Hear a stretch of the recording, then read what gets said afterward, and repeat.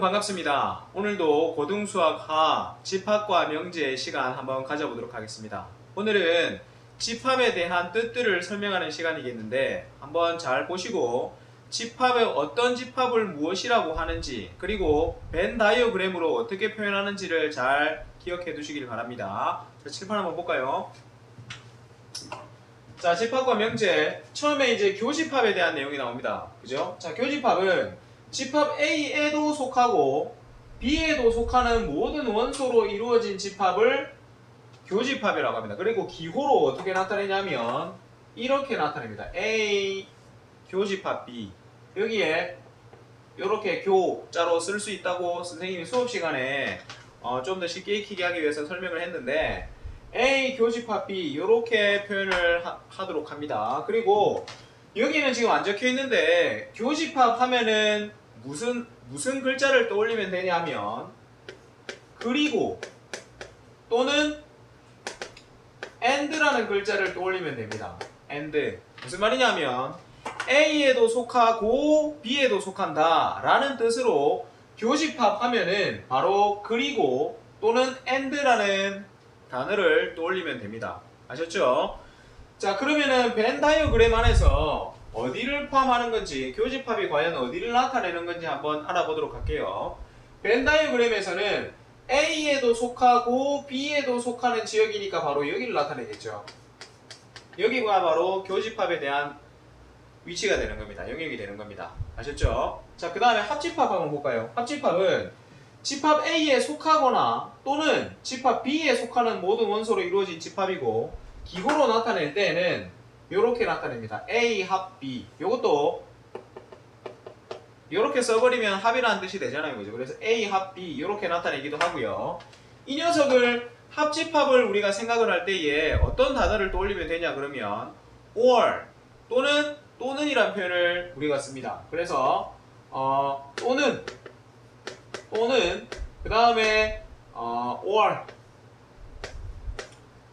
요 단어를 떠올리면 바로 합집합에 대한 내용을 우리가 생각할 수 있을 겁니다. 아마. 그래서 집합에서는 교집합과 합집합에 대한 내용들을 잘 기억을 해 두시길 바랍니다. 그리고 교집합일 때와 합집합일 때 어떠한 단어들을 떠올리면 되는지도 우리 친구들이 조금 더 잘 기억을 해 놓으면 좋겠습니다. 자, 그러면 합집합도 쌤이 벤 다이어그램을 한번 표현해 볼게요.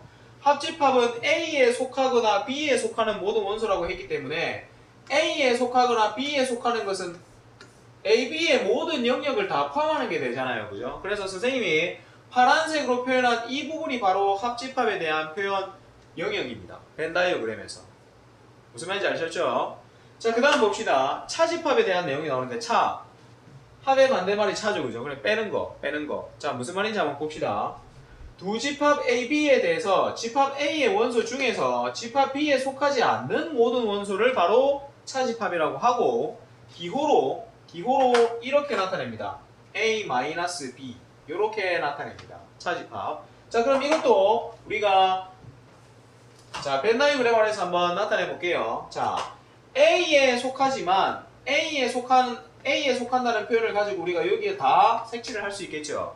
하지만 B에는 속하지 않는다라고 했기 때문에 지금 이 교집합에 해당하는 이 부분을 지금 빼줘야 되는 거잖아요. 그죠? 그래서 차집합에 대한 영역은 벤 다이어그램으로 나타낼 때는 이렇게 나타냅니다. 지금 빨간색으로 표현하는 부분이 바로 차집합을 나타내는 부분이니까 잘 보세요. 지금 빨간색으로 나타낸 이 부분이 바로 차집합에 대한 표현 영역입니다. 그래서 A-B 해서 이 빨간색으로 나타낸 부분이 바로 차집합에 대한 표현 영역입니다. 집합 A라는 부분에서 B에 해당하는 부분을 뺀 거죠. 그죠? 그래서 여기가 바로 차집합에 대한 영역이고 그 다음에 여집합이라는 뜻이 나와 있죠. 여집합 할 때 이 여자는 남을 여자라는 뜻이고 남은 집합이라는 얘기인데 무슨 말이냐 하면 전체 집합 중에서 어떤 특정한 집합을 빼고 남은 집합이라는 뜻입니다. 자, 한번 볼게요. 전체 집합 U의 부분 집합 A에 대해서 집합 A에 속하지 않는 모든 원소로 이루어진 집합을 얘기하는 것이고 기호로 어떻게 나타내냐면 이렇게 나타냅니다. A 여집합. 지수처럼 생긴 C가 지금 A 오른쪽 어깨에 올라와 있죠. 그죠? 그래서 이거를 나타낼 때는 우리가 A 여집합이라고 합니다. 자, 이 녀석도 벤 다이그램을 한번 표현해 보겠습니다. 다른 집합들하고는 다르게 여집합은 여집합이란 말만 나와도 전체 집합의 개념을 떠올려야 됩니다. 왜냐하면은 여집합이란 말 안에 전체 집합의 개념이 들어있다라고 생각하시면 됩니다. 전체 집합에서 어떤 특정한 집합을 뺀 게 바로 여집합의 개념이잖아요. 그죠? 그래서 여집합을 벤 다이그램을 그릴 때는 이렇게 전체 집합부터 먼저 그리고 그 안에 있는 특정한 집합을 나타냅니다. 그러면 A의 여집합이 어디겠습니까? A의 여집합은 전체 집합에서 A를 제외한 나머지 이 부분이 바로 A의 여집합이 되는 거겠죠. 여기 이 부분이 바로 A의 여집합에 대한 부분이 되는 겁니다. 무슨 말인지 아셨죠? 여집합에 대한 개념은 여집합에 대한 내용이 나오면은 반드시 전체 집합을 먼저 떠올리셔야 된다는 거 꼭 기억해 두시길 바랍니다. 자, 그 다음에 서로서라는 표현이 있는데 서로서라는 표현이 있는데 이거를 우리가 어떻게 이해하면 되느냐 한번 보세요. 두 집합 AB에 대해서 공통인 원소가 없을 때 AB를 서로서라고 한다. 무슨 말이냐면 A와 B의 교집합이 공집합인 거, 그러니까 원소가 없는 상태를 서로서라고 합니다.